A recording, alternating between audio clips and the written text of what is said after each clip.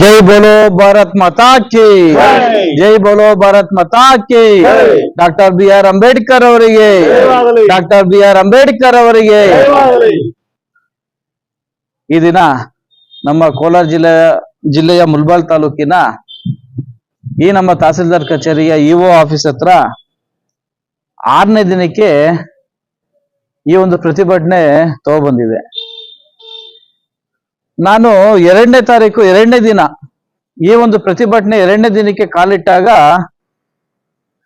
ನಾವೆಲ್ಲ ಬಂದಿದ್ವಿ. ಇಲ್ಲಿ ಬಂದಾಗ ನಾವೆಲ್ಲಾನು ಒಂದಷ್ಟು ಇಒ ಅವ್ರನ್ನ ಸರ್ವೇಶ್ ಅವ್ರನ್ನ ಕರೆಸಿ ಅಸ್ಪೃಶ್ಯತೆ ಬಗ್ಗೆ ಒಂದಷ್ಟು ಮಾತಾಡಿ ಡಿಸ್ಕಷನ್ ಮಾಡಿ 2ನೇ ತಾರೀಕು 3ನೇ ದಿನ ಹೆಜ್ಜೆ ಇಟ್ಟರು ಪರವಾಗಿಲ್ಲ, 4ನೇ ದಿನಕ್ಕೆ ಹೆಜ್ಜೆ ಇಡಬಾರ್ದು ಅಂತೇಳಿ ಈ ಒಂದು ಪ್ರತಿಭಟನೆಯನ್ನ ಆಗದೆ ಇರೋ ತರ ನೋಡ್ಬೇಕು ಅಂತೇಳಿ ನಾವು ರಿಕ್ವೆಸ್ಟ್ ಮಾಡಿದ್ವಿ.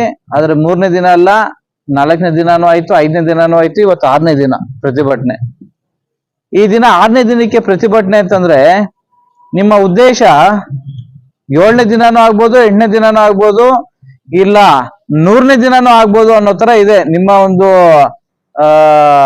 ವಿದ್ಯಮಾನಗಳನ್ನ ನೋಡ್ತಾ ಇದ್ರೆ ಇಲ್ಲಿ 3 ಹೊತ್ತು ನೀವು ಊಟ ಮಾಡ್ಕೊಂಡು ತಿನ್ಕೊಂಡಿರ್ತೀರ ಅಷ್ಟೇ ಅಲ್ವಾ, ತಿನ್ಕೊಂಡಿರಿ ಅನ್ನೋ ರೀತಿಯಲ್ಲಿ ನೀವು ಈ ಒಂದು ಸಂದರ್ಭದಲ್ಲಿ ನಡ್ಕೊಳ್ಳುವಂತ ರೀತಿ ಅಂತೇಳಿ ನಮ್ಗೆ ಅನ್ನಿಸ್ತಾ ಇದೆ. ಡಾಕ್ಟರ್ ಬಿ ಆರ್ ಅಂಬೇಡ್ಕರ್ ಅವರು ಅವರ ಒಂದು ಎಜುಕೇಶನ್ ಮಾಡ್ಬೇಕಾದ್ರೇನೆ ಆ ಒಂದು ಜನರೇಷನ್ ಅಲ್ಲಿ ದಲಿತರನ್ನ ಯಾವ ರೀತಿಯಲ್ಲಿ ಅವಮಾನಿಸ್ತಾ ಇದ್ರು, ಯಾವ ರೀತಿಯಲ್ಲಿ ಅಂಬೇಡ್ಕರ್ ಅವ್ರನ್ನ ನೋಡ್ತಾ ಇದ್ರು ಅನ್ನೋದು ಇಡೀ ಸಮಾಜಕ್ಕೆ ಎಲ್ಲ ಸಮುದಾಯದವ್ರಿಗೂ ಗೊತ್ತಿರುವಂತ ವಿಷಯ. ಆ ದಿನ ನಮ್ಮ ಹಿಂದೂ ಧರ್ಮದಲ್ಲಿ ಅಂಬೇಡ್ಕರ್ ಅವರು ಹುಟ್ಟಿ ದಲಿತರನ್ನ ಯಾವ ರೀತಿಯಲ್ಲಿ ಅವಮಾನಿಸ್ತಾ ಇದ್ದಾರೆ, ಅವ್ರಿಗೆ ಕೊಟ್ಟಿರುವಂತ ನೋವುಗಳು ಇದ್ದು ಅಂತೇಳಿ ಅದನ್ನ ಸಹಿಸ್ಕೊಳಕ್ ಆಗ್ದಿರ ಅಂಬೇಡ್ಕರ್ ಅವ್ರ ಕೊನೆಗೆ ಬೌದ್ಧ ಧರ್ಮಕ್ಕೆ ಹೋಗಿ ಸೇರ್ಪಡೆ ಆಗ್ತಾರೆ. ಹಿಂದೂ ಧರ್ಮದಲ್ಲಿ ಹುಟ್ಟಿ ಬೌದ್ಧ ಧರ್ಮದಲ್ಲಿ ಸೇರ್ಪಡೆ ಆಗ್ತಾರೆ ಅಂತಂದ್ರೆ ಅವ್ರಿಗೆ ಕೊಟ್ಟಿರುವಂತ ನೋವು, ಕೊಟ್ಟಿರ್ತಕ್ಕಂಥ ಟಾರ್ಚರ್ ಹೆಂಗಿರ್ಬೇಕು. ಈ ದಿನ 2025ನೇ ಇಸ್ವಿಯಲ್ಲಿ ಕೂಡ ದಲಿತರು ಇನ್ನೂ ಪ್ರತಿಭಟನೆ ಮಾಡ್ಬೇಕಾ? ದಲಿತರು ಇನ್ನೂ ನ್ಯಾಯ ಕೇಳ್ಬೇಕಾ? ಗೋರ್ಮೆಂಟ್ ಇಂದ ಆದೇಶ ಆಗಿರೋ ಪ್ರಕಾರ ಅದಕ್ಕೂ ಪ್ರತಿಭಟನೆ ಕೇಳ್ಬೇಕಾ? ಪ್ರತಿಭಟನೆ ಮುಖಾಂತರ ನ್ಯಾಯ ಕೇಳ್ಬೇಕಾ? ನಮ್ಗೆ ಈ ಒಂದು ಆದೇಶ ಕೊಡಿ ಅಂತೇಳಿ ಪ್ರತಿಭಟನೆ ಮಾಡ್ತಿದ್ರೆ ಅದೊಂಥರ ಏನೋ ಅನ್ಬೋದು. ಸರ್ಕಾರದಿಂದ ಆದೇಶ ಆಗಿರೋದನ್ನ ಪಡೆಯೋದಕ್ಕೂ ಪ್ರತಿಭಟನೆ ಮಾಡ್ಬೇಕು ಅಂತಂದ್ರೆ ಖಂಡಿತವಾಗ್ಲೂ ನಾನಂತ ಹೇಳ್ತಾ ಇದೀನಿ ನೋಡಿ, ನಮ್ಮ ದಲಿತ ಸಮಾಜದವರು ಯಾವುದೇ ಕಾರಣಕ್ಕೂ ಈಗ ಒಂದಷ್ಟು ಜನ ಈಗ ನಾವೆಲ್ಲ ಮಾತಾಡ್ಕೊಳ್ತೀವಿ, ಈ ಕ್ರಿಶ್ಚಿಯನ್ ಧರ್ಮಕ್ಕೆ ಸೇರ್ಪಡೆ ಆಗ್ತಿರ್ತಾರೆ. ಏನಕ್ಕೆ ಸೇರ್ಪಡೆ ಆಗ್ತಿರ್ತಾರೆ? ಈ ಒಂದು ಭೇದ ಭಾವಗಳನ್ನ ನಾವು ಮಾಡ್ತಿರೋದ್ರಿಂದ ಸೇರ್ಪಡೆ ಆಗುವಂತ ಸಾಧ್ಯತೆಗಳು ಅತಿ ಹೆಚ್ಚಿಗೆ ಕಂಡು ಬರ್ತಾ ಇದೆ.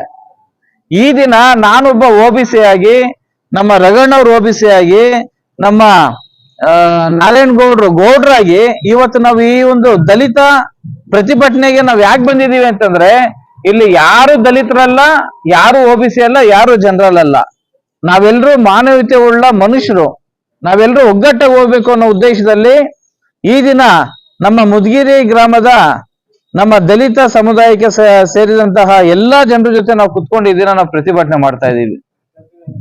ಇವತ್ತು ನಾನು ಒಬ್ಬರಿಗೆ ಆಫೀಸರ್ ನಂಗೆ ಕಾಲ್ ಮಾಡಿದಾಗ, ಸರ್ 3 ದಿನ ತಿಂತಾರ, 4 ದಿನ ತಿಂತಾರ, ತಿನ್ಕೊಂಡು ಆರಾಮಾಗಿ ಇರ್ಲಿ ಬಿಡಿ ಸರ್, ನಮ್ಗೇನ್ ಕಷ್ಟ ಇಲ್ಲ ಅಂತ ಹೇಳಿ ಅಂದಾಗ ನೀವು ಈ ಒಂದು ದಾರಿಯಲ್ಲಿ ನೀವು ಬರ್ತೀರಾ ಅಂತಂದ್ರೆ ನಾವು ಇನ್ನೊಂದು ಮಾರ್ಗನೇ ಹಿಡಿಬೇಕಾಗುತ್ತೆ.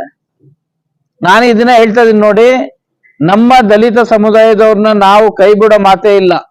ಮುದ್ಗಿರಿ ಪಂಚಾಯತಿಯಲ್ಲಿ ಸೋಮವಾರ ಮಧ್ಯಾಹ್ನ ಅಷ್ಟೊತ್ತಿಗೆ, ಇವತ್ತು ಶನಿವಾರ, ನಾಳೆ ಭಾನುವಾರ, ನಾಡಿದ್ದು ಸೋಮವಾರ ಮಧ್ಯಾಹ್ನ 2 ಗಂಟೆ ಅಷ್ಟೊತ್ತಿಗೆಲ್ಲಾನು ಮುದ್ಗಿರಿ ಪಂಚಾಯತಿಯಲ್ಲೇ ಸ್ಥಾಪನೆ ಮಾಡಬೇಕು. ಇಲ್ಲ ಅಂತಂದ್ರೆ 3 ಗಂಟೆಯಿಂದ ದಲಿತ ಸಮುದಾಯದ ಪರವಾಗಿ ಈ ಒಂದು ಪ್ರತಿಭಟನೆಯಲ್ಲಿ ನಾನು ಉಪವಾಸ ಸತ್ಯಾಗ್ರಹನ ಕೂರ್ತೀನಿ. ಆ ಉಪವಾಸ ಸತ್ಯಾಗ್ರಹದಲ್ಲಿ ನಾನು ಕೂತಾಗ ಯಾವುದೇ ತರಹದ ಊಟ ಇರ್ಬೋದು, ಇಲ್ಲ ಹಣ್ಣುಗಳಾಗಿರ್ಬೋದು ಯಾವುದೇ ತರದ ನಾವು ಸೇವನೆ ಮಾಡೋದಿಲ್ಲ. ಒಂದು ಉಪವಾಸ ಸತ್ಯಾಗ್ರಹದಿಂದ ಕೂತು ನಮ್ಮ ಪ್ರಾಣ ಹೋಗ್ಬೇಕು, ಇಲ್ಲ ಅಂತಂದ್ರೆ ಮುದ್ಗಿರಿ ಪಂಚಾಯತಿ ಕಚೇರಿ ಬರ್ಬೇಕು. ಸೋಮವಾರ ಮಧ್ಯಾಹ್ನ 2 ಗಂಟೆವರೆಗೂ ನಾವು ಈ ಒಂದು ಕಾಂಗ್ರೆಸ್ ಸರ್ಕಾರಕ್ಕೆ, ಯಾಕೆಂತಂದ್ರೆ ಇವತ್ತು ಕಾಂಗ್ರೆಸ್ ಸರ್ಕಾರ ಇರೋದ್ರಿಂದ ಎಲ್ಲ ಅಧಿಕಾರಿಗಳು ಕಾಂಗ್ರೆಸ್ ಸರ್ಕಾರ ಹೇಳ್ದಂಗೆ ಕೇಳ್ಬೇಕಾಗುತ್ತೆ. ಈ ಒಂದು ಸರ್ಕಾರ ಏನು ನಾವು ದಲಿತ ಪರ ಅಂತೇಳಿ ಏನ್ ಹೇಳ್ತಿದ್ದಾರೆ, ಈ ಒಂದು ಕಚೇರಿನ, ಈ ಒಂದು ಪಂಚಾಯತಿನ ನೀವು ಶಿಫ್ಟ್ ಮಾಡಿಸಿದ್ರೆ ಖಂಡಿತವಾಗ್ಲೂ ನಾವು ಒಪ್ಕೊಳ್ತೀವಿ. ಕಾಂಗ್ರೆಸ್ನವರು ದಲಿತರ ಪರವಾಗಿದ್ದಾರೆ ಅಂತೇಳಿ ನಾವು ಅವಾಗ ಒಪ್ಕೊಳ್ತೀವಿ.